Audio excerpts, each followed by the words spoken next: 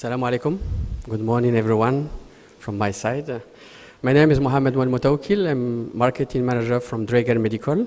And I would like first to thank Dr. Huda and the whole Anaesthesia Committee of Kuwait to give us this opportunity to bring you some and talk about some innovation from Draeger Medical.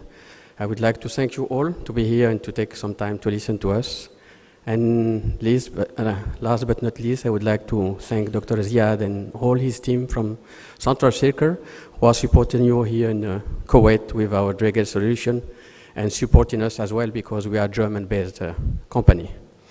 I would like to talk about one of the innovation we developed already some years ago, Smart Pallet View. Some people call it, is it a GPS for anesthetists? And I will first give the background of the development before going to the product itself, biosimulation. Okay, actually one of the background, as you know better than me, you are doctor, physician, I'm not doctor, you are the expert. The first thing, the main component of any cases or any in ICU or in OR, it's the patient, of course, the physician and the treatment and in between the decision making.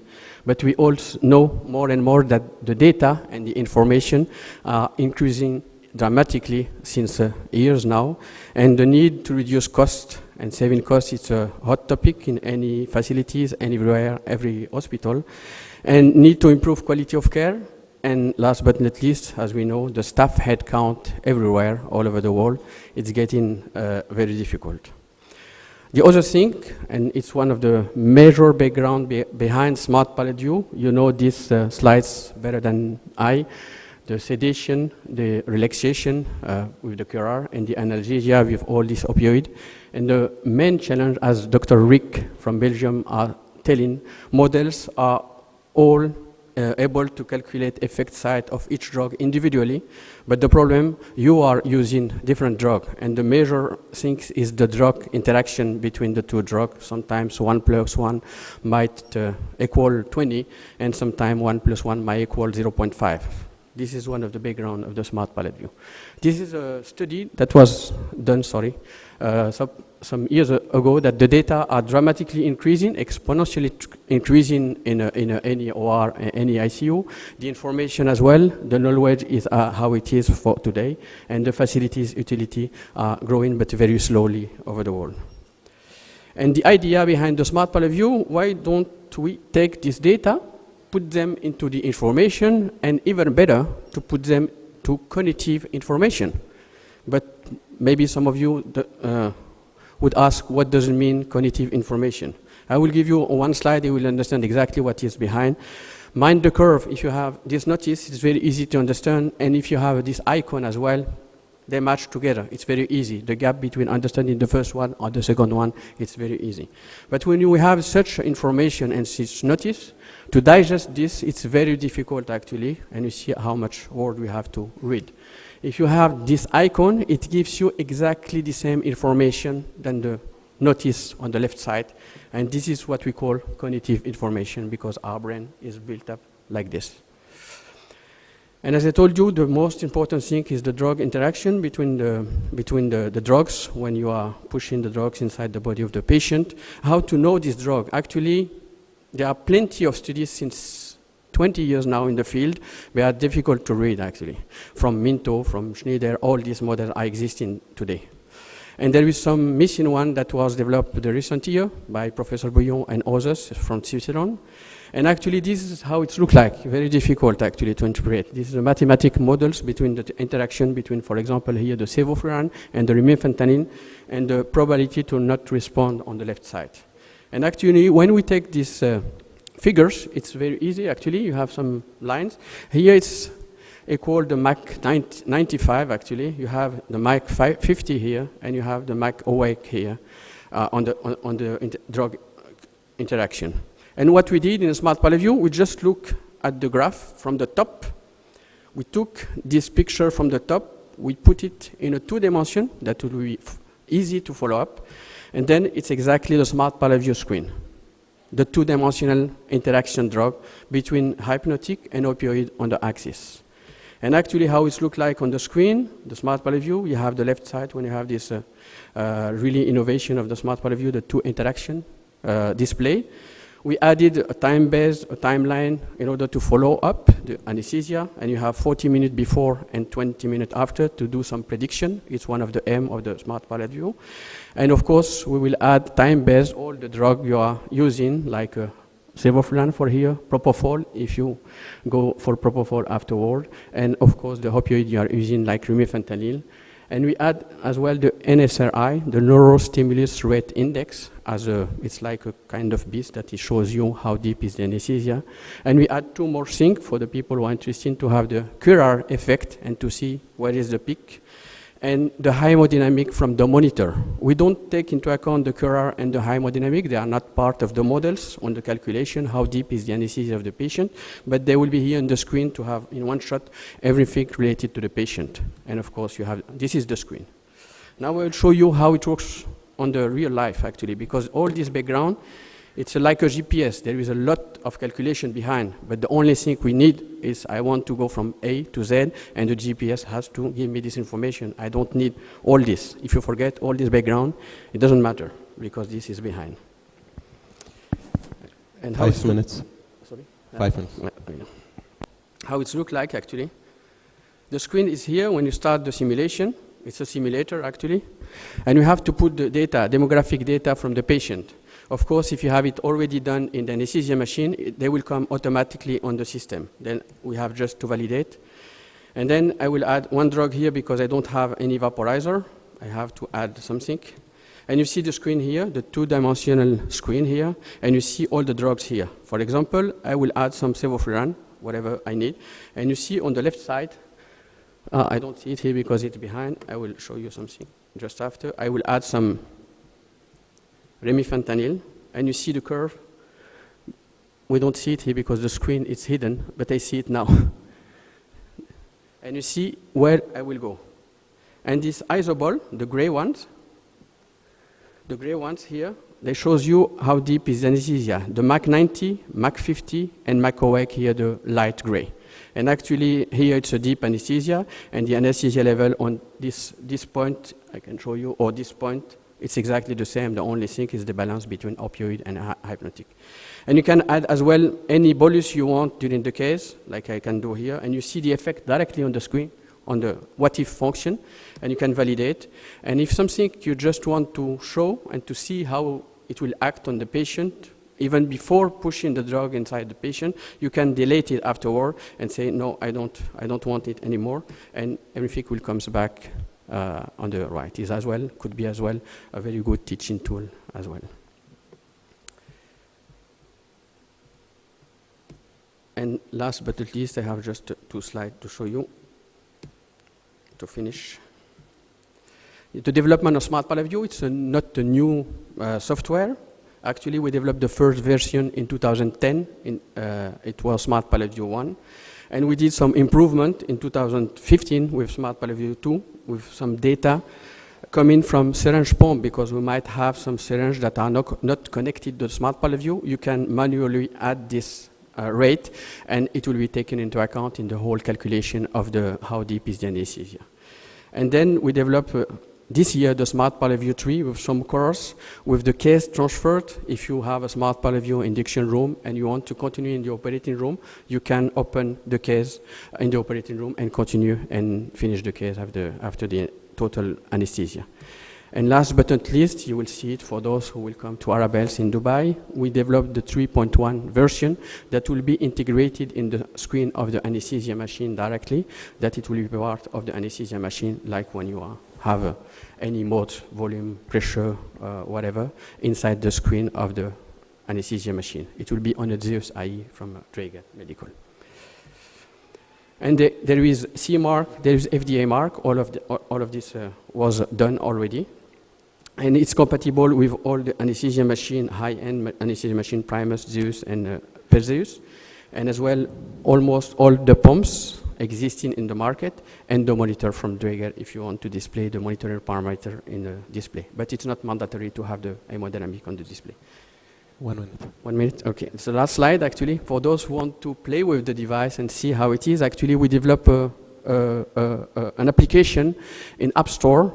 You just have to download it. It's free of charge. You can have it on an iPad, on an iPhone, and you can simulate as I did just before with my own simulator in the computer, and you can see how it acts actually. That was it from my side. Thank you very much for your attention.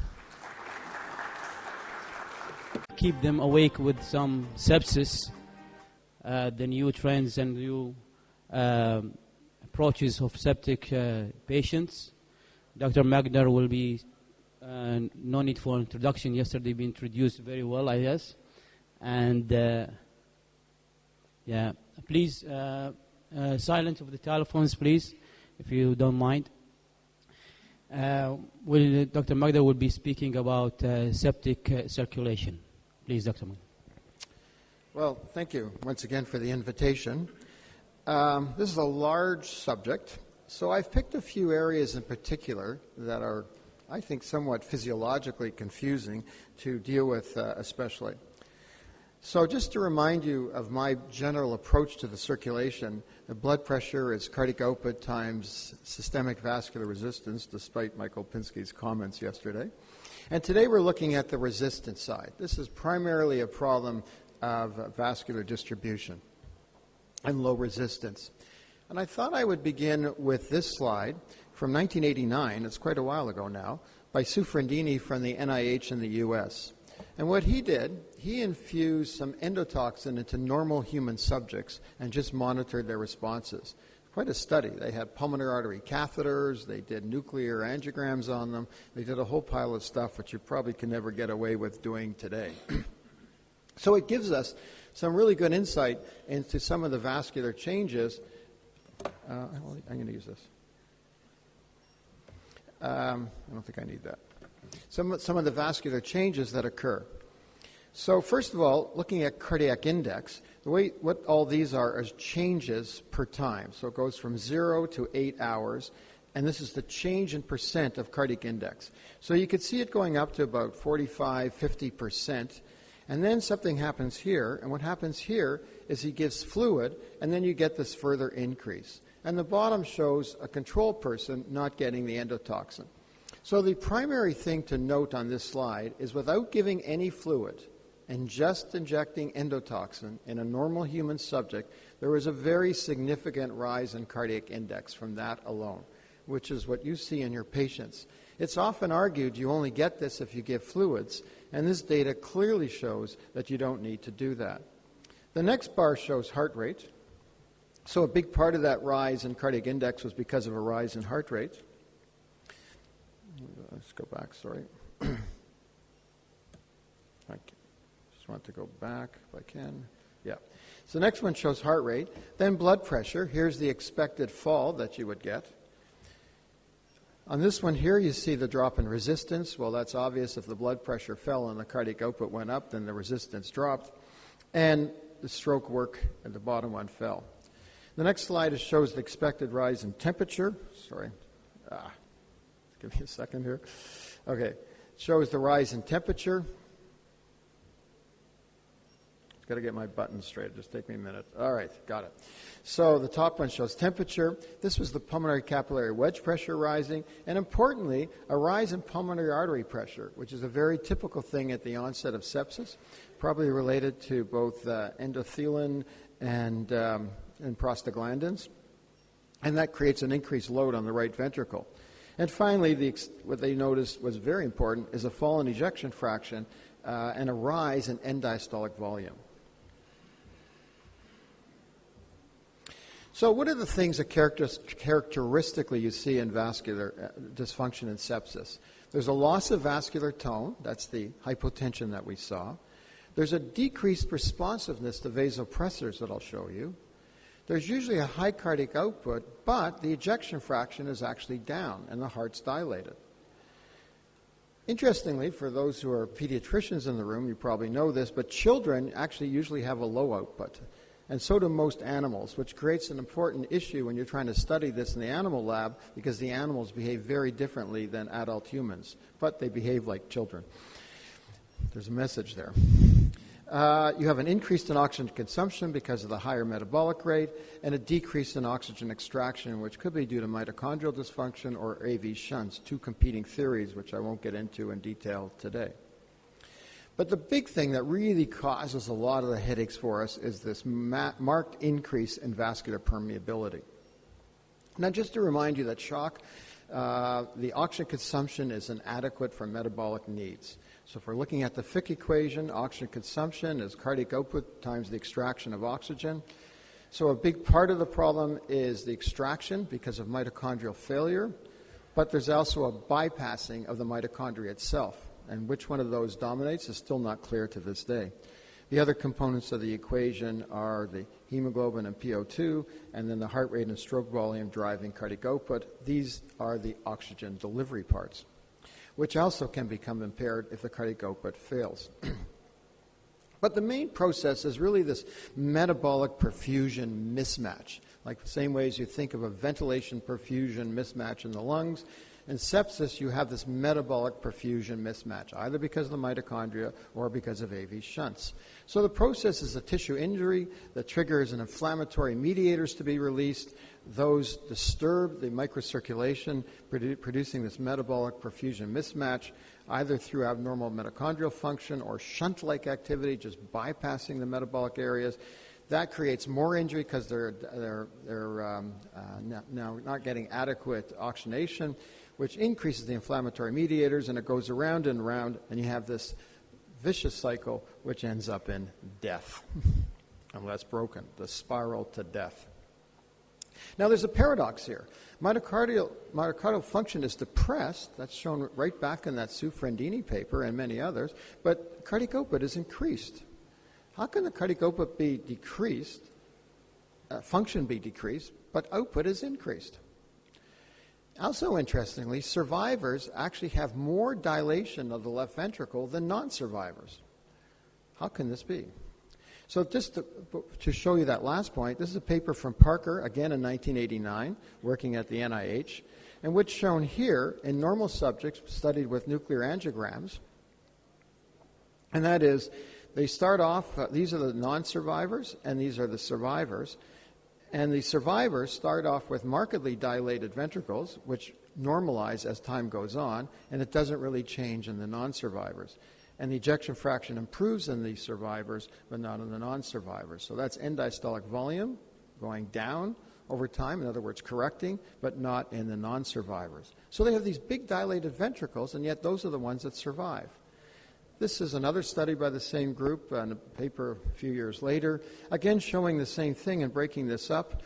There's the all subjects, the next one is survivors, and this is non-survivors, and you can see they start with this very high end diastolic volume index, which comes down over time in the whole group, especially in the survivors, but not in the non-survivors. And what this also shows in this case, the reason why the diastolic volume is up is because the end systolic volume is up. In other words, these hearts are not ejecting properly. But they're still able to maintain a decent stroke volume. In fact, if you look at the difference between these, you can see it's actually increased, even though the volumes are so big. So you have an increase in the end systolic volume index, which means left ventricular function is decreased. But the output's higher. How can that be? Well, let's go back to the venous return cardiac function curve. So this is a typical normal person lying down. The cardiac index output may be around 5 liters a minute, and a right atrial pressure maybe 3 or 4. So venous return curve, cardiac function curve. It's interesting to ponder for a moment what happens during exercise. So during exercise, your cardiac output increases 5-fold, normal subject. So what does this mean looking at this graph? When you try to plot this, it's really quite striking. What I have to do is I have to shrink this down to show you on the scale, extend this line way up, and now I have to get to this new high value, around 25 liters a minute in a young 75-kilogram male. So how do I get to that point? Well, cardiac function has to dramatically increase, and the venous return has to change its slope and shift a bit to get to that very high level. Because this is what happens. We know that is the cardiac output. What I'm trying to show you here is how you can possibly get there. So this is the type of changes that your body can do when it's working okay. So there's a marked decrease in venous resistance and a marked increase in cardiac function. Most of this is actually your change in heart rate, going from about 60 beats a minute to 180. Okay. So a five-fold increase in cardiac output, that's what the normal system can do. So back to the non-septic shown here. So what's happening in the septic patient?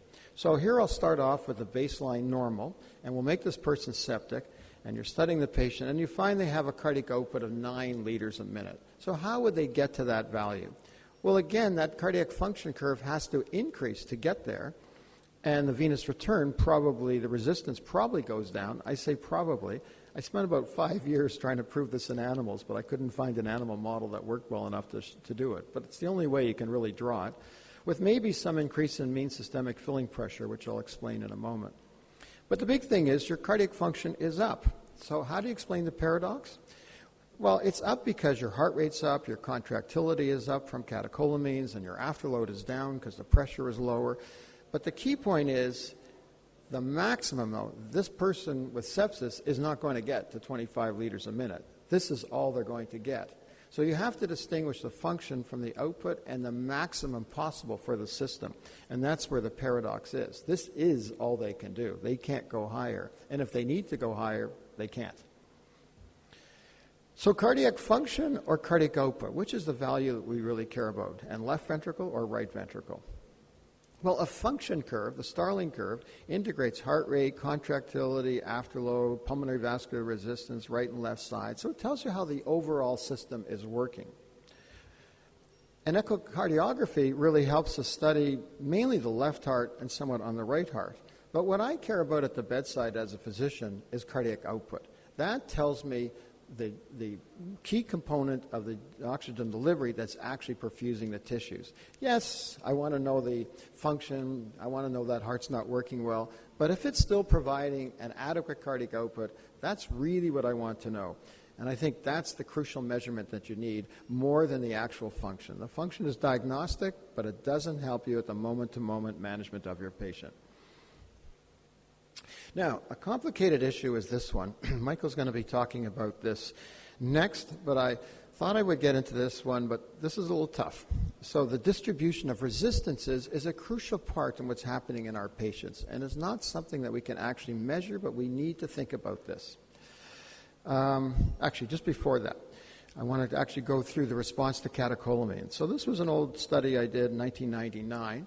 And we were looking at the responsiveness to catecholamines. So one of the problems when you're treating your septic patients is they just don't respond the same ways. So this is an animal study, so it's not quite the same as in humans. This one is in pigs. And what it shows here is 3, 9, and 27 micrograms per minute of norepinephrine. And this is the normal subject, the normal response in blood pressure, cardiac output, and heart rate. What the next dotted line shows is, let's do this one next. I think I marked them. Yeah, this one here is the animal given endotoxin, and you can see the marked decrease and change in blood pressure. These are changes. They're not actual blood pressure, but the changes with our doses, much lower than before.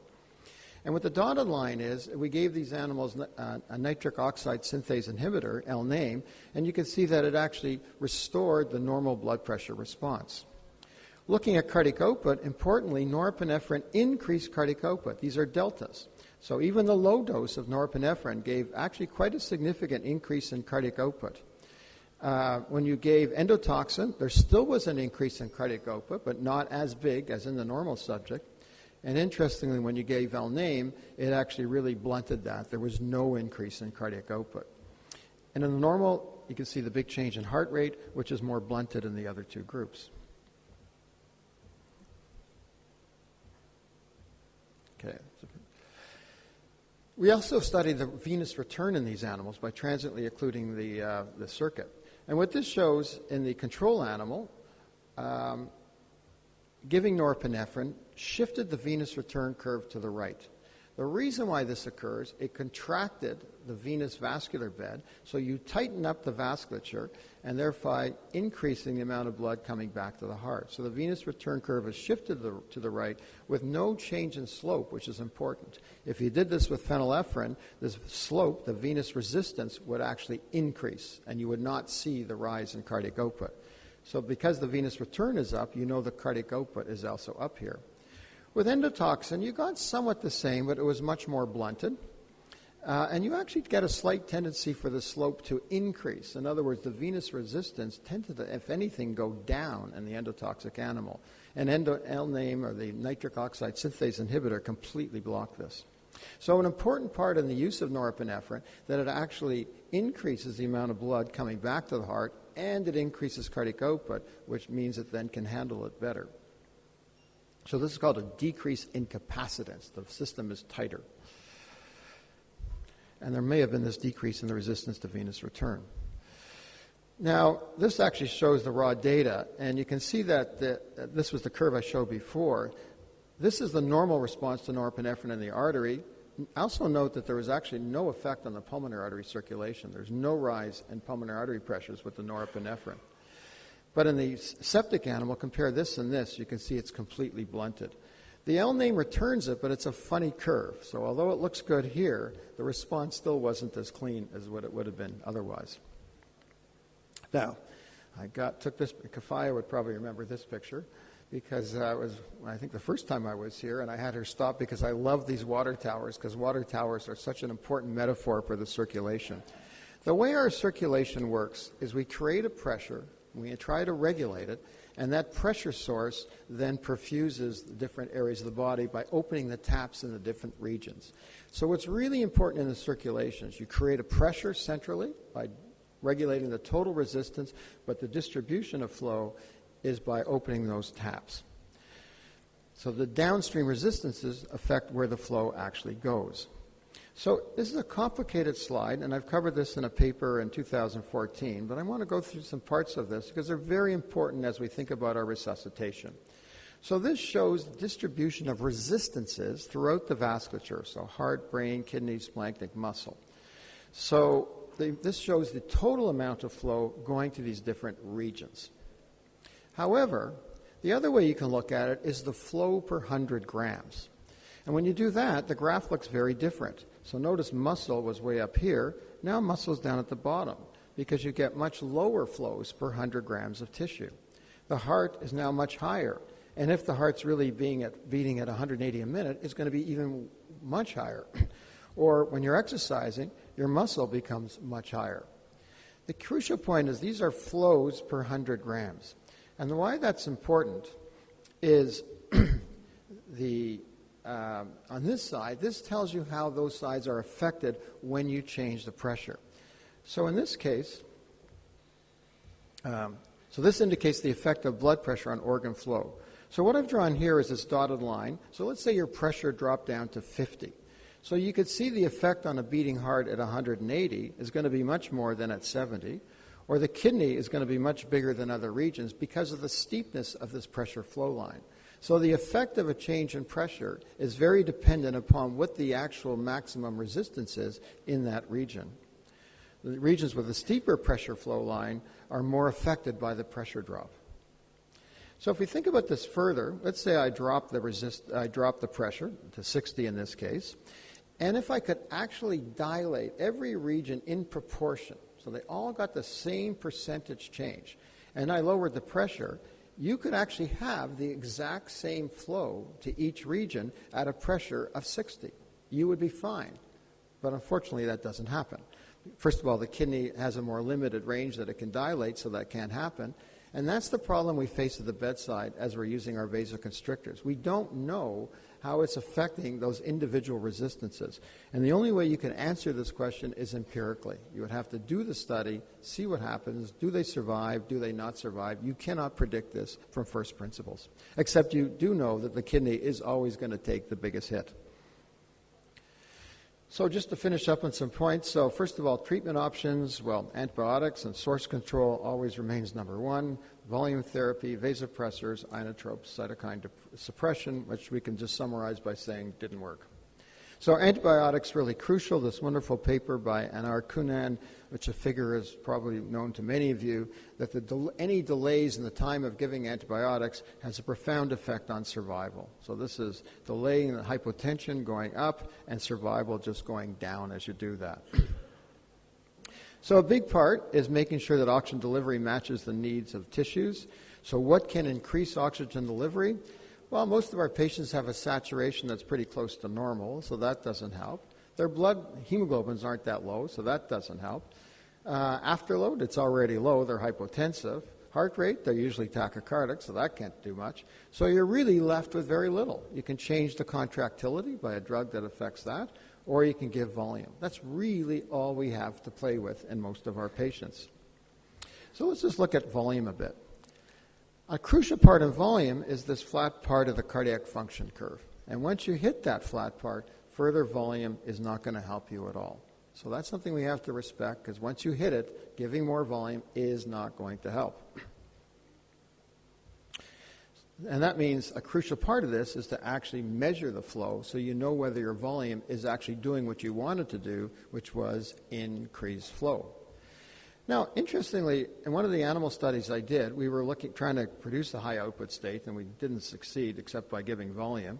So what this shows was animals that were volume resuscitated and those that were not. So the volume resuscitated shifts the pressure volume curve, the volume pressure curve to the right, shifts the venous return curve, and gives you a rise in output. When we did not give volume, an interesting factor that we observed is really down at the bottom here. There was actually a depression in cardiac function when we didn't give volume. And I think this is important in our patients, and why when you give that initial bolus it's so important.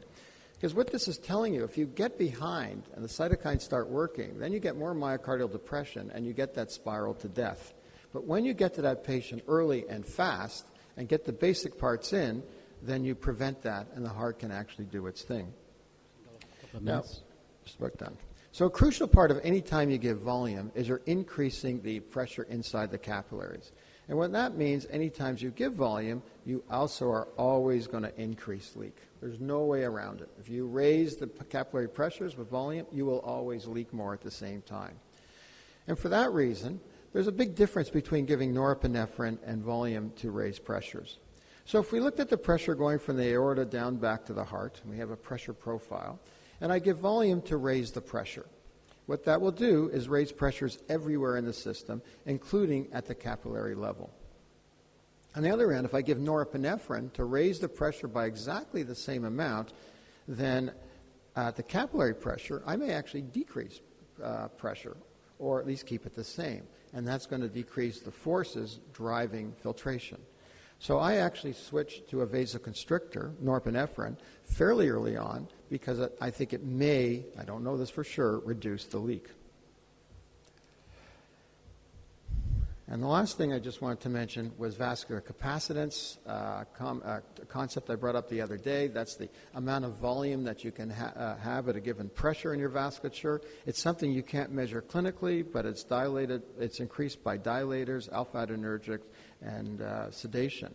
So it represents this volume-pressure relationship in the vasculature with a stressed and unstressed volume. The only point I want to make here is that with sepsis, what happens is you actually dilate up vessels and you increase capacitance, which means you need more total volume to have the same pressure. And a vasoconstrictor can do the opposite. It can actually tighten that up, and I showed you that previously with norepinephrine, so the same volume now has a greater effect in returning blood to the heart. And we'll just skip that. Go on. So, in conclusion, although cardiac function is decreased, output is usually increased. The primary issues are oxygen delivery, distribution of flow, and not actually the arterial pressure. It's that distribution that's really, really important. A volume infusion is the first line of management, but its limits need to be respected. There's that plateau of the cardiac function curve, and if you measure flow, that helps you know whether you've hit it or not. Norepinephrine treats some of the primary abnormalities and does not increase venous resistance. It increases cardiac function, tightens up the vascular system, so I think it's a good early choice in managing septic patients. Although at high doses, that distribution, the proper one, may be altered, and then you may lose the gain. What's a high dose? I don't know. It needs to be studied. I'll stop there.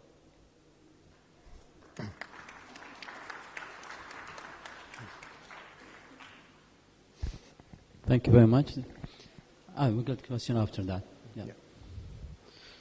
I'll call Professor Mark Kapinski to talk us about the targeting perfusion pressure during resuscitation.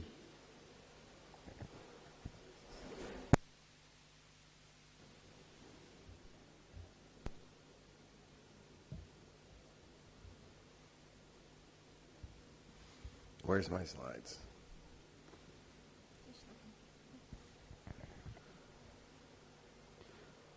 Well, Please, while she's getting them please up, keep the While she's getting them telephones up, on silent. Don't mind.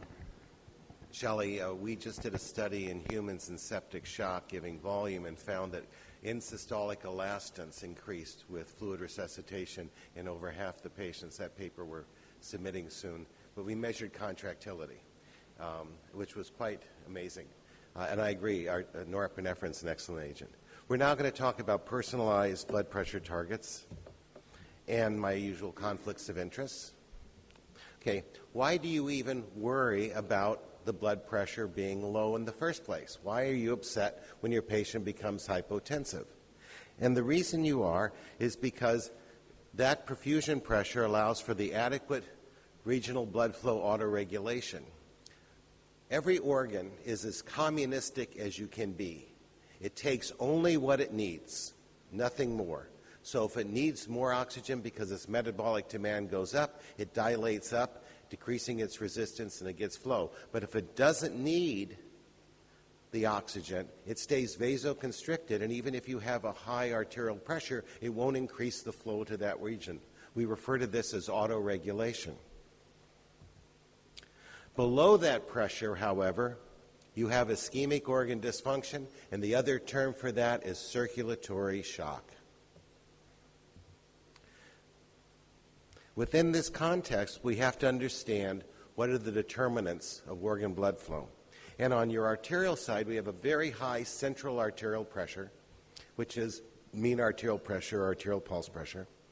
And then we have a high input resistance to the various organs at the arteriolar and precapillary level. There is essentially no arterial resistance. And that's because if there was an arterial resistance, you couldn't measure mean arterial pressure with a radial artery catheter. But you can. So there's no resistance between the radial artery and the aorta. It's all one great big capacitor. The primary method by which organs increase their blood flow is by local vasodilation. And within this context of autoregulation, cardiac output is only important to maintain pressure. I agree completely with Shelley that cardiac output is our goal, but the reason it is our goal is to maintain the pressure so we can have autoregulation of blood flow. So the rational defense for maintaining blood pressure is to have an autoregulation of blood flow. Furthermore, I don't have to invent septic shock to lose autoregulation. I just have to have a hypotensive patient. And if they're hypotensive, they can't autoregulate blood flow no matter what. This is a picture from Milner's textbook of a human being's arterial pressure profile. And as you can see, I assume you can see no, you can't. Okay, I'm going to show it on this one.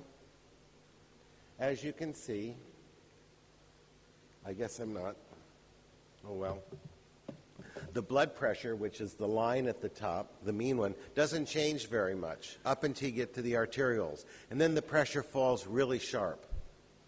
The bottom part of the curve is the average resistances at that point in time. And as you can see, the resistances in our arterial cardiovascular venous circuit is concentrated on the arteriolar and precapillary sphincter level.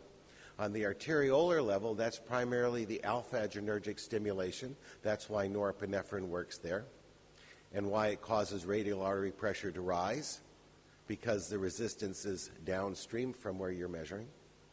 But the precapillary sphincters and the tissue pressure are regulating the closing pressure. So a few years ago, Jose Marquez and I measured aortic flow and arterial pulse pressure in human beings.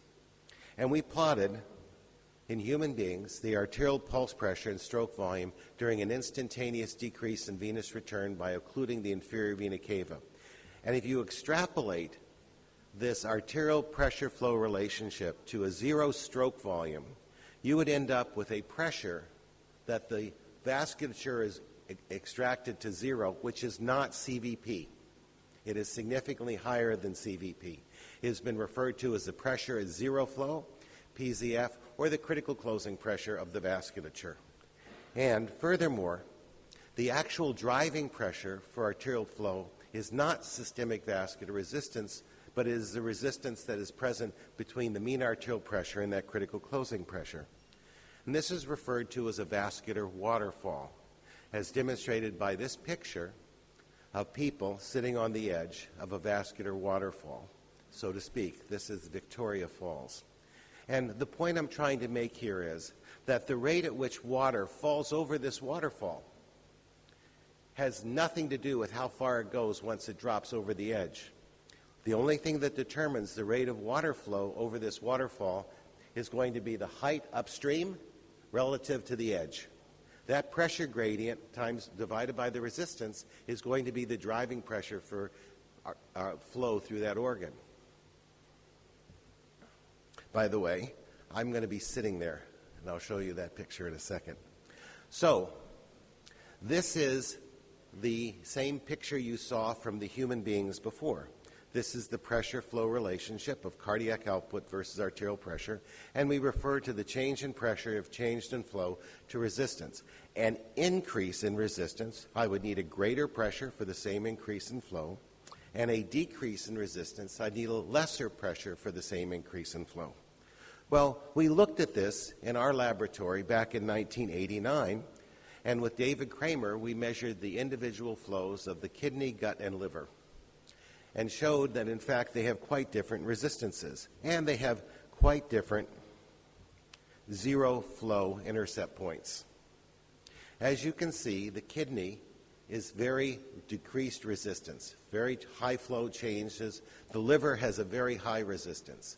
And if you've ever taken care of a liver transplant patient, you know they need a high mean arterial pressure because they drop about 30 millimeters of mercury when the pressure gets to the porta hepatis and the hepatic artery, because the hepatic artery has such a high resistance.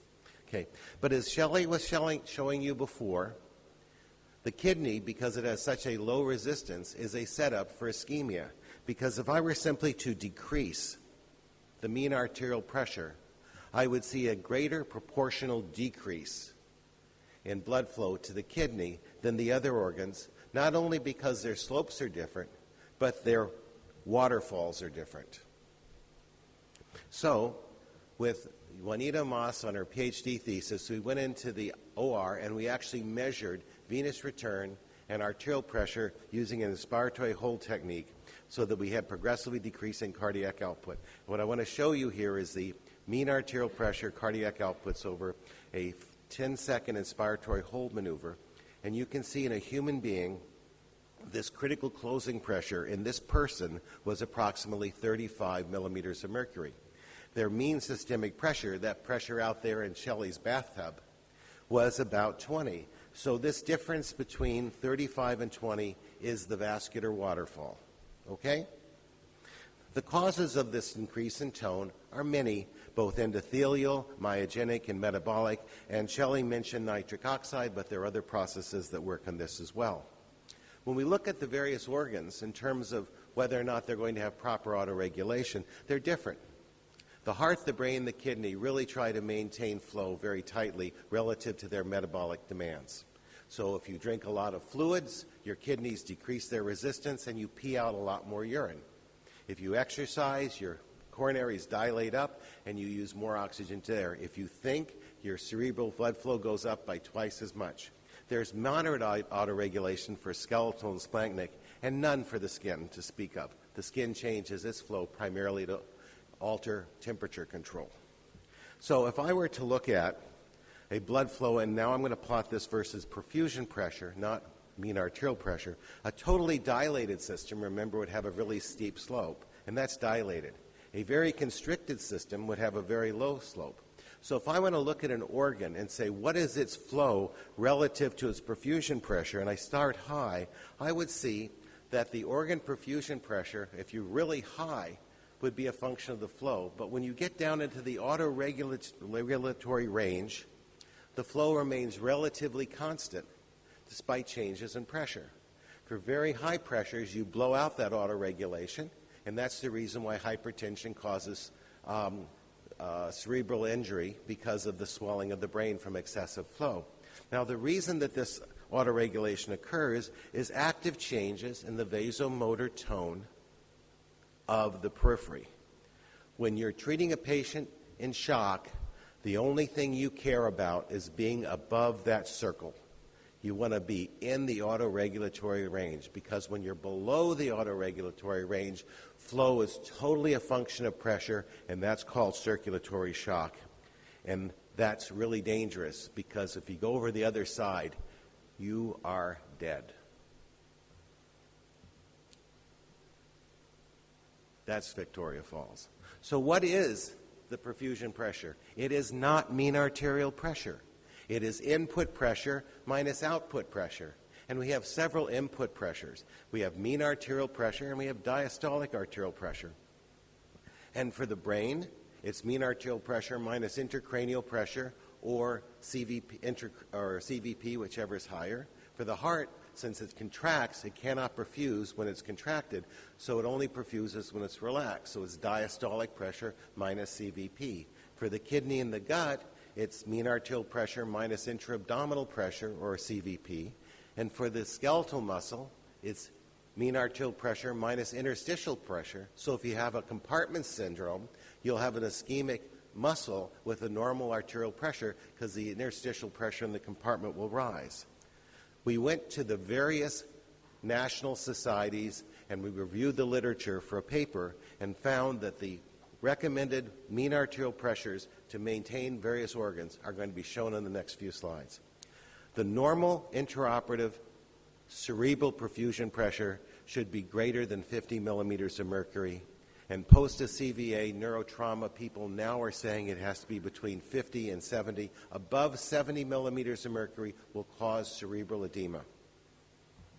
For the coronary perfusion, 50 millimeters of mercury, coronary perfusion pressure, diastolic pressure minus CVP, should be approximately 50. During CPR, if you want the heart to recover and go back to normal spontaneous circulation, you need to get the CPR perfusion pressure at least 20 millimeters of mercury, or the heart will not recover. For the kidney, unlike other organs, it likes a higher pressure, which is the reason why Australians target a mean arterial pressure of 90. But I can't really help you, because if I were to look at heart and brain and organ perfusion pressure, remember I told you that we have an autoregulation value is about 65 or so for the mean arterial pressure. But if I have a hypertrophic heart, I'll need a higher pressure. And the kidney, we said, was higher still, but if we have renal vascular disease, I will have a higher level. So there is no one magic mean arterial pressure which will ensure perfusion of all your organs. When we looked at the pressure-flow relationships back in 1986 of an animal model in septic shock, we looked at them at baseline, and we induced endotoxic shock, and we showed no change in arterial resistance. But we saw a decrease in the critical closing pressure, because the initial thing that happens in septic shock is you lose the glycocalyx of the endothelium, and you can no longer have the precapillary sphincters effectively closing it down. This results in an increase in your vascular capacitance, and it's the reason why in sepsis you have to give them volume right away, even though there's absolutely no volume leaking out as of yet into the tissues. But after about 4 to 6 hours, the tone in the periphery falls as inducible nitric oxide synthetase makes nitric oxide, and there's vasodilation. So acutely, in a septic patient, you can give them fluid and their blood pressure will come back. But 2 or 3 hours later, when they then become hypotensive again, you can still give them fluid if you want, but their blood pressure will only come back if you give them norepinephrine. So what about the organs of the body? David Kramer then looked at the exact same pressure-flow relationships of the organs during endotoxic shock and discovered that during endotoxic shock, there is a generalized homogeneity of organ resistances. And that's good for us, because it means we can treat all organs the same in terms of treatments. So Ronaldo Bellomo in our laboratory with John Kellum looked at the mean pressure flow in the kidney and the gut, and this is the kidney under normal conditions, and he gave a normal dog norepinephrine. And you can see that the blood pressure increased, but for the same pressure, the flow went down.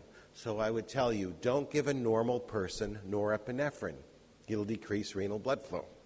And we already knew that because that's one of the models of acute renal injury that nephrologists have used for years. But then we induced endotoxic shock. And again, there was no change in resistance, but the critical closing pressure decreased. In this setting, giving norepinephrine only increased renal perfusion. These are the data that allow you to give a vasoconstrictor, norepinephrine, to a patient in septic shock and expect their gut and their kidney blood flows to increase. It's a good way to be at the edge of the waterfall. What is the pressure that you really want to use? I don't know. In the original study that looked at it, there was no difference between 65, 75, and 85. So a very nice study was done by the French group. Osfar is the first author, published a few years ago in the New England Journal, and they targeted a high mean arterial pressure of 80 to 85 to a low pressure, 75 to 65. And you can see the two groups nicely separated for the entire 5 days of the study. But I want to show you something else. The number 65 isn't even on this graph. Even though the nurses were to target between 75 and 65, they all targeted a higher value. Okay. What was the effect? There was no difference in mortality in the two groups, but far more importantly, if you then separated those patients into those with pre-existing hypertension versus not pre-existing hypertension, the ones with pre-existing hypertension had a higher incidence of renal injury if given the low blood pressure. So if you already had hypertension, 65 to 75, you had more incidence of increased creatinine, more requirements for dialysis. Okay, so why don't we just give everybody norepinephrine and get the high dose? Well, the problem is if you do that, there are more cardiac complications. So although I get more renal injury and need for dialysis if I'm hypertensive with a low dose, across the board, I get more arrhythmias if I have norepinephrine. So you need to target your patients appropriately, and that's the right way to manage your patients. So the optimal perfusion pressure is the primary determinant of, I'm all done. The perfusion pressure is the primary determinant of organ perfusion above and below the autoregulatory range. Perfusion pressure is not mean arterial pressure. And if you target only mean arterial pressure and don't look at end organ function as a measure of perfusion, you will be in trouble, or at least your patient will. What you want to do is take into account the back pressure, intra-abdominal pressure, intracranial pressure, CVP, and subtract that from the mean arterial pressure. Also, we know that autoregulation in the heart is blunted by hypertrophy, vascular disease, and in the whole body by sepsis. So what do? I target initially a mean arterial pressure of 65. That's it. And then I go up or down on the pressure while maintaining flow and looking at end organ function, urine output, mentation, and lactate clearance. Because I know that I cannot possibly know that I'm perfusing every organ accurately in every patient, but this is a very good place to start. If I know the patient had hypertension beforehand, I will target 80 millimeters of mercury as my initial place to start. But I might go down if they can tolerate it because the higher pressure is probably not the best thing. Thank you for your attention. Thank you very much. I will call Dr. Magner regarding to talk about the rest of the sepsis supportive care, rationale behind the maintenance and resuscitation fluids.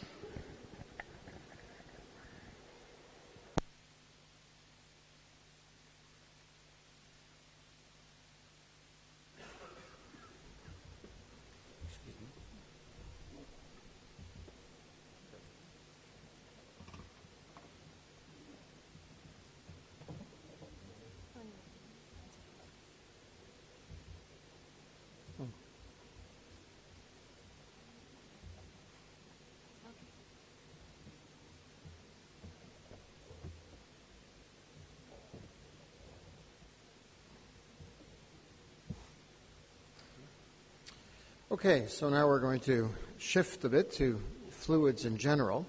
So I'm going to be talking about the rationale behind maintenance fluids and resuscitation fluids. And I guess the key point I want to make is I see these differently. So I'm going to cover some basic principles. I'll discuss maintenance fluid and then resuscitation fluids. I won't be able to go into a lot of details on the types and the time that's available,